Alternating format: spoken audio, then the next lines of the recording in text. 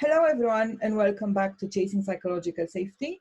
We're going to talk to you today about a couple of the things you've heard us talk about before. Obviously, we will repeat these as we've warned you before as many times as necessary. We see a lot of movement in the market, loads and loads of people are doing the right things. There's the right conversations happening. The tone is a lot more enthusiastic than we would have expected, considering the amount of work and time and emotional expenditure we've all invested into this period. But with that said, we're still left with a number of things that we have to insist on and repeat. And following on from our other series, we are writing with respect to agile, something called The Future is Agile, every Wednesday on LinkedIn. And we were saying over there that we see signs of people being lazy on the people work, and we can't have that. We have got to find ways to become very intentional and do a lot of the heavy lifting when it comes to the people practice and the human work. And we say this all the time, but we repeat it this time. And that's because we also see on the flip side of the good things that we have noticed in the market, we see a little bit of a moment where people are holding back. They might not be inclined to, apply themselves like they should. A lot of the bigger conversation is falling towards the back of the room sometimes. And we find that some of the rhetoric returns to the people work being fluffy, being a dream, being, kind of the sort of stuff that can wait. And obviously we don't think the people work can wait at all. We think it's highly actionable. There are steps you have got to do, and they are very clear, and we will repeat them over and over again until we're sure everyone we're talking to has gone through those steps. And so we're going to talk about some of those steps again today and ask you, just check you if you've done those bits or not. Yeah, so we really wanted to come back to the idea that psychological safety as an umbrella concept is something that people really resonate with in a really excited way. And then the next question they ask us is, what can I do about this? How can I action it? And that's why we do what we do. It's why we do the software. It's why we do workshops. It's why we work with teams on psychological safety. So the very first thing, and we talk about this a lot, is team relaunches. So when we talk about team relaunches, we're talking primarily about three things in a session with your team. One of those is looking at team purpose. So everything has changed. Everything's been turned on its head. What exactly is your team's purpose right now? How can you relate that to your customers, your stakeholders, all the people that you're working with, and what they need from you at the moment to give your team that real motivation and togetherness and interdependency to do great work? So that's is always a conversation worth having. It might seem like a big topic, but get stuck in and I promise you the team will get excited about it. Another one of those is behaviours. Psychological safety is a group behavioural norm. And when you read about Project Aristotle by Google, they talk about how the group behavioural norm requires the team to sign up to a way of behaving. And psychological safety is the most effective and productive way of behaving that a team can sign up to. So talk about how you want to be towards each other, how you want to behave, and what you want to see in terms of a speaking up culture.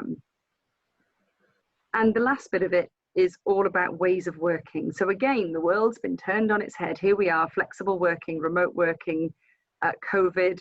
Now everybody's situation has changed to such an individual extent that we need now to sit down with the team and say, what do you need? What do you need? What do you need? And once we've established that, agree on some ways of working that's going to help everybody to be able to do their best work together. And the final thing I'll say about team relaunches is lots of leaders and teams are nervous about doing something like that. Reach out to people like us, reach out to your internal coaches, reach out to your learning and development department, find someone to help you with that if you're feeling nervous. You can do this. That's right. That's number one thing. Have you done your team relaunches, either yourself or have you enlisted any help? Get them done from all points of view. As we said before, if you're down the line, suggest them. If you're a team leader, lead them. If you're a team leader and you want someone else to lead them for you, find yourself a facilitator, but don't shy away from that bit.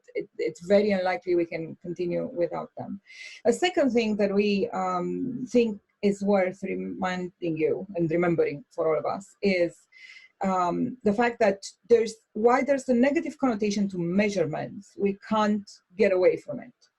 So we have navigated our work lives thinking that measuring can be negative in the sense that it can be punitive, it can be a way in which people are being punished and measured in ways that they would not like to see happening. But we have to walk away from that perception of what measurement means and comprehend that if you do it correctly at the team level with the right intentions in mind and with the goodwill to make things happen, then it's a betterment tool. It's for the good of the team. You make it work for you and it never works against you as an individual. So at the team level, if you learn that there are ways to look at your behaviors and measure them and measure psychological safety, figure out how flexible you are, how resilient you are, whether or not you're learning together, figure out what your engagement is like, and obviously how brave you are together. If you manage to measure those things, whether, as we said before, whether it's through our software, which is still free for 2 months until the end of this month, or you do it manually, it doesn't even matter as long as you focus on these particular bits. And you make it a habit of looking at them on a regular basis, that you do these measurements as often as you can.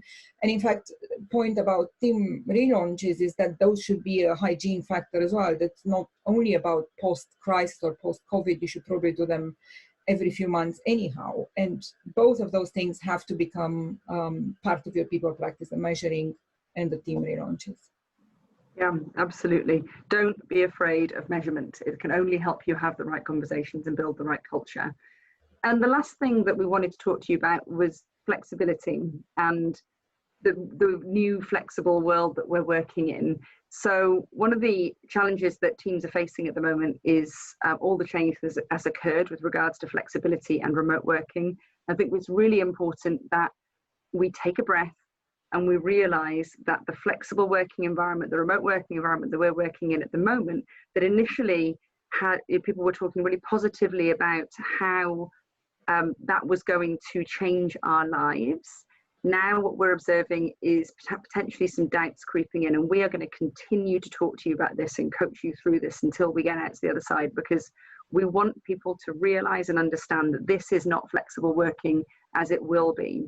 This is flexible working under COVID. We've still got children at home. We've still got loved ones at home. We're still coping with all of some of those lockdown measures that mean that we're limited at the moment in terms of what we can do. The real goal is if we can stick with it, sit tight, work on the engagement and psychological safety of the team in the interim, taking some of the steps that we've talked already about. And then on the flip side, when we come out and we're still in this flexible remote working environment, that's where the real gold is going to be. So we really want to work with teams on that. We want to work with teams on their psychological safety at the moment, because we can see so much potential in what has changed for us. But I think people need to kind of take a breath and be reassured at the moment that it is a great thing, but we need to get to the other side of the pandemic and the situation that we're in at the moment to really see how good it can be. Precisely. And we say this over and over again, but we know, and you know, if you stop to think about it, that remote doesn't mean flexible, and that flexible will mean a complete reframe in terms of our understanding of what work really means, what are our outcomes, how do we accomplish those in a way that's sensitive to everyone's situation, how do we set aside work for individual work for collaborative work, when do you have time for meetings, when do you not have the mental space for them. All of those conversations need to happen. We have to throw all of the convention up in the air and do a serious piece of work on what does flexible work really mean to us. It may not feel like the right time. It always is the right time to at least be doing the thinking work about it. But it is worth remembering that, as Fionn says, if you stick with it, then you're golden from the point of view of sustainability, despite what's coming up ahead. So again, same point we say always, but we're just kind of throwing them out there. We're running out of time in terms of doing these things, and we are, to a degree or another, coming out of this period. So it's good that we have some fundamentals in place. Have you done your team relaunches? Are you measuring? Do you understand the difference between remote and flexible? have done any of the work on the bigger questions and the outcomes. Thanks so much for listening to us, and we'll talk to you next week. Thanks, everybody. Bye-bye. Bye.